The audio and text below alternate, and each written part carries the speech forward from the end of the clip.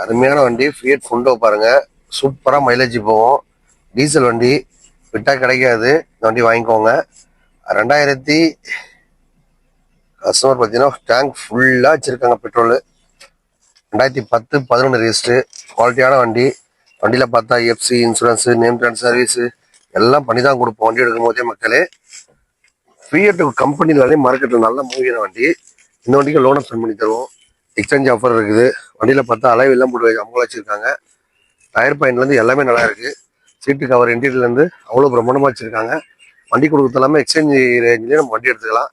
எக்ஸ்சேஞ்சாக கொடுக்குற கார் பார்த்தீங்கன்னா, கார் இருந்தாலும் சரி, பைக் இருந்தாலும் சரி, எந்த கண்டிஷனாலும் சரிங்க, எடுத்துகிட்டு நல்ல வண்டியாக கொடுத்துருவோம்.